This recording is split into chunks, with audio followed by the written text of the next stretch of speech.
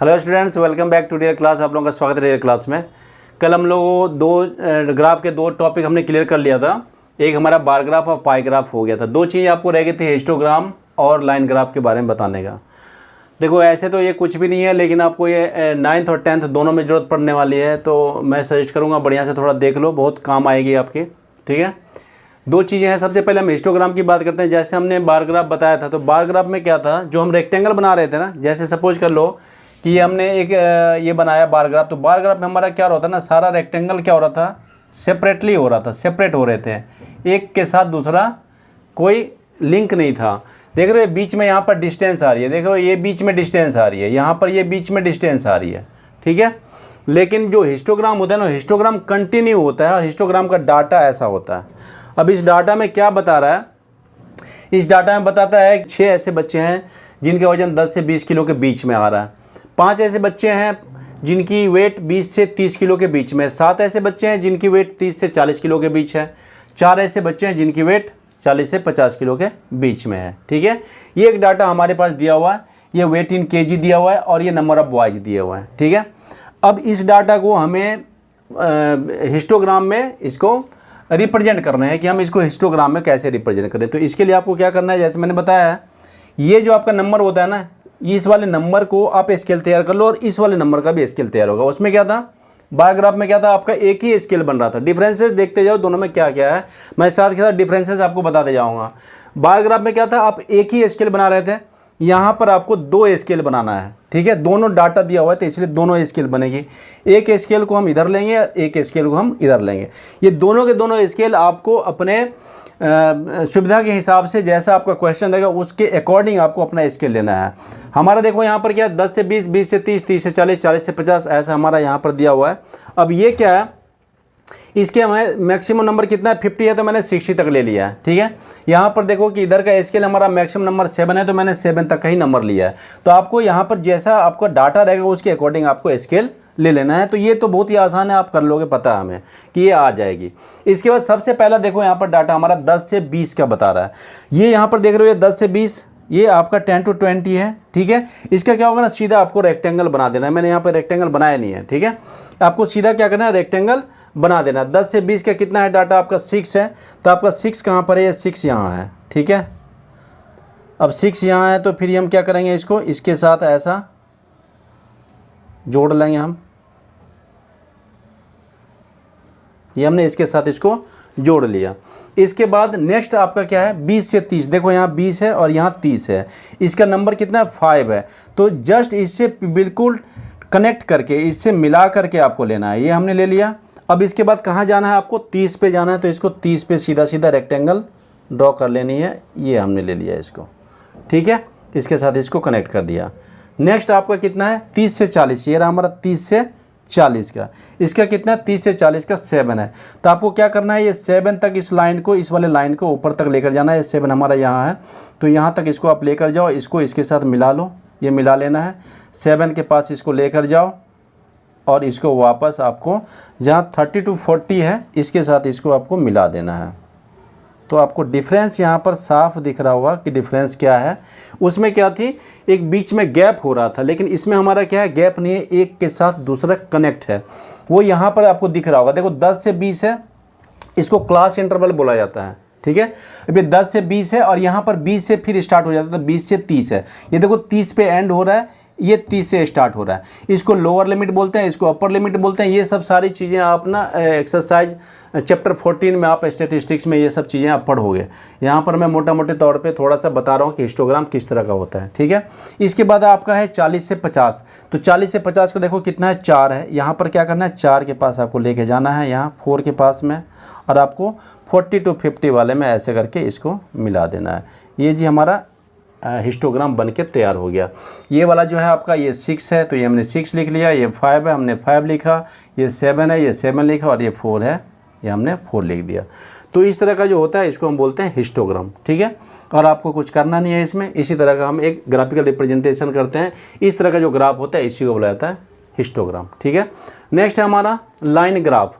अब line graph में देखो, लाइन ग्राफ में भी आपको यहाँ 2 डिजिट दिख रहा है, 2 लाइन दिख रहा है। एक तो यहाँ पर हो गया टाइम कि ये पीएम में दिया हुआ है, दोपहर के 1 बजे, 2 बजे, 3 बजे, 4 बजे, 5 बजे, 6 बजे, 7 बजे, 8 बजे, ये ठीक है।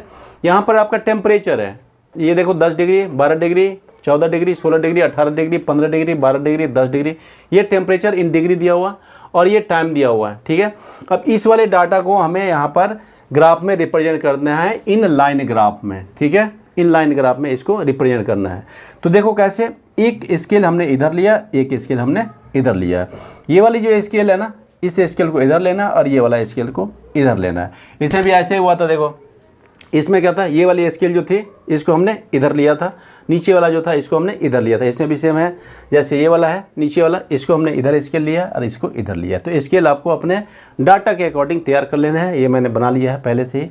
अब इसके बाद देखो क्या करना है, सबसे पहले आप 1 बजे देखो कि आपका टेम्परेचर कितना था। 1 बजे टेम्परेचर था 10 डिग्री।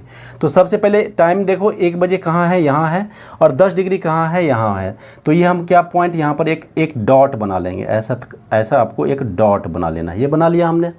इसके बाद नेक्स्ट देखो 2 बजे कितना है, 12 डिग्री, ये रहा 2, और 12 कितना है, ये सर लाइन थोड़ी सी ऊपर हो गई है, ये एग्जैक्ट यहाँ पर बनेगी। ठीक है, और ये 2 बजे कितना है, 12। तो 2 बजे 12 देखो कितना है, यहाँ पर आपको देखना है 12 देखना है और 2 देखना है, बहुत ही आसान है। देखो 2 और 12, ये रहा 2, ये रहा 12, दोनों से परपेंडिकुलर ड्रॉ करोगे, जैसे इससे पहले आपने ग्राफ में देखा था। दोनों जगह से परपेंडिकुलर ड्रॉ करोगे, कहाँ बनेगा, ये इस जगह बनेगा, इसका ये यहाँ बनेगी। ठीक है, इसके बाद देखो 3 बजे आपका 14 डिग्री है, तो ये 3 टाइम ये रहा, और 14 डिग्री कहाँ है, थोड़ा सा ऊपर आपको लेना है, यहाँ पर ये 14 डिग्री यहाँ बन जाएगा। ठीक है, इसके बाद आपको लेना है 4 बजे 16 डिग्री, ये 4 बजे 16 डिग्री कहाँ है, थोड़ा सा ऊपर रहेगा, 4 के बाद यहाँ पर रहेगी, यहाँ ले लेते हैं इस जगह। ठीक है, बस आपको क्या करना है, मैंने डायरेक्ट कर रहा हूँ, आप चाहो अगर समझ में नहीं आता तो क्या करो ना, परपेंडिकुलर ड्रॉ कर लो, जैसे मैंने उसमें बताया है, परपेंडिकुलर ड्रॉ करके भी आप बना सकते हो, ऐसे भी बना सकते हो। तो ये हो गया हमारा 4 का 16 हो गया। इसके बाद 5 बजे 18 डिग्री है, ये रहा 5, और 18 डिग्री कहाँ है, यहाँ है, तो इस जगह हम यहाँ पर इसको बना लेंगे, ये हमारा हो गया। ठीक है, इसके बाद आपका 6 बजे है 15 डिग्री, तो ये रहा 6, और 15 डिग्री कहाँ आएगा, ये देखो 16 और 18, ये 14 और 16 के बीच में आएगा। तो यहाँ से हम सीधा ऐसे परपेंडिकुलर लेकर जाएंगे कहाँ तक, जहाँ हमारा दिया हुआ कितने डिग्री का, 6 बजे का दिया हुआ है। तो कहाँ बनेगा, ये इस जगह बनेगा, ये यहाँ पर। ठीक है, इस जगह बनेगा 15 और 16 के बीच में, ये 6 के पास में। ठीक है, इसके बाद है 7 बजे 12 डिग्री, ये रहा 7, और 12 डिग्री यहाँ रहा, तो कहाँ जाएगा, ये देखो फिर से यहाँ आ जाएगा, ये 12 के पास में, तो 12 बजे ये यहाँ पर बन जाएगा। ठीक है, इस तरह से हमने सारे डॉट बना लिए। अब इनको क्या करना ना, आपको एक स्ट्रेट लाइन बना देनी है। लाइन बोला ना, लाइन ग्राफ, तो लाइन ग्राफ इसलिए बोला है कि आपको क्या करना है, इनको सिंपली आप लाइन के साथ ऐसे कनेक्ट कर दो, लाइन बना दो। ये हमने इसका लाइन बना दिया, ये बन गया लाइन। अब एक एक करके जो इसके पॉइंट्स हैं ना, इन पॉइंट्स को आपको लिख लेना है, कितने कितने पॉइंट्स थे। तो ये पॉइंट्स हमारा कितना था, 1 10 था, तो यहाँ पर हम लिख लेंगे 1 10, ये हो गया। दूसरा आपका कितना है, 2 और 12, तो यहाँ लिख लेंगे हम 2 और दूसरा है 12, ये लिख लिया हमने।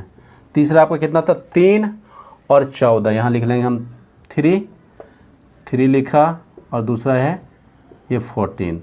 इस तरह से आपको सारे पॉइंट्स लिख लेने। इसका क्या था, तीसरा 4 और 16, 4 और 16 था, तो हम लिख लेंगे 4 और 16। इसके बाद नेक्स्ट हमारा क्या था, 5 और 18, तो यहाँ लिखेंगे हम 5 और 18। ठीक है, इसके बाद आपका कितना था, 6 और 15, यहाँ लिख लेंगे हम 6 15। इस तरह से आपको सारे पॉइंट्स लिख लेना है, और इस लाइन को आपको जोड़ लेना है ऐसे करके। ठीक है, ये लाइन थोड़ी सी टेढ़ी हो गई है, आप स्केल से अपना सीधा सीधा लाइन ड्रॉ कर लेना।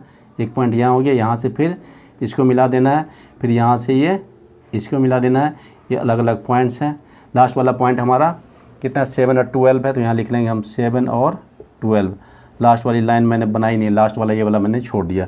तो इस तरह से जो ग्राफ आपको दिखेगा ना, देखो आपको दिख रहा होगा इस ग्राफ से क्या इन्फॉर्मेशन हमें मिल रही है कि टेम्परेचर कैसे अप हो रही है, और फिर इसके बाद कितने, शाम के 5 बजे के बाद टेम्परेचर फिर कैसे डाउन हो रही है। यहाँ पर आपको दिख रहा होगा 1 बजे के बाद टेम्परेचर बढ़ रही है, और यहाँ 5 बजे के बाद टेम्परेचर धीरे धीरे फिर डाउन हो रही है। तो इस तरह का अगर आपको ग्राफ दिखे ना, तो ग्राफ देख करके आपको तुरंत समझ में आएगा कि लाइन ऊपर जा रही है मतलब टेम्परेचर बढ़ रहा है, लाइन नीचे आ रही है मतलब टेम्परेचर डाउन हो रही है। ठीक है, इस डाटा से भी यही बता रहा, लेकिन क्या है ये डाटा में और इस वाले जो आपका ग्राफ बना हुआ है ना, ग्राफिकल रिप्रेजेंटेशन में अंतर बस इतना है कि आप इसको एक लोग देखोगे ना, देखते ही आपको समझ में आ जाएगा कि कैसे इसकी टेम्परेचर टाइम के अकॉर्डिंग कैसे बढ़ रही है, फिर एक डिफरेंट टाइम पे 5 बजे शाम में जाने के बाद टेम्परेचर धीरे धीरे डाउन हो रही है। इस तरह का जो ग्राफ होता है इसी को बोलता है लाइन ग्राफ। तो दो चीज़ें रह गई थी, हिस्टोग्राम और लाइन ग्राफ रह गया था। ये सारे आप 9th क्लास में भी देखो, 8th क्लास में भी कुछ ग्राफ है, ठीक है, 9th में भी है और 10th में भी है। ये तीनों क्लास में करीब करीब आपको ये सारे ग्राफ के बारे में एक एक करके पढ़ना तो पड़ेगा ही। तो अगर आप जान लोगे तो क्या है, आपका बेसिक अच्छा खासा बढ़िया हो जाएगा। तो उम्मीद है कि आपका इंट्रोडक्शन टू ग्राफ क्लियर हो गया होगा, सारी चीज़ें समझ में आ गई होगी। ठीक है, अगर आपको वीडियो अच्छा लगा हो तो लाइक कर लेना, सब्सक्राइब कर देना, और जो मिलते हैं नेक्स्ट वीडियो में। Okay, thank you.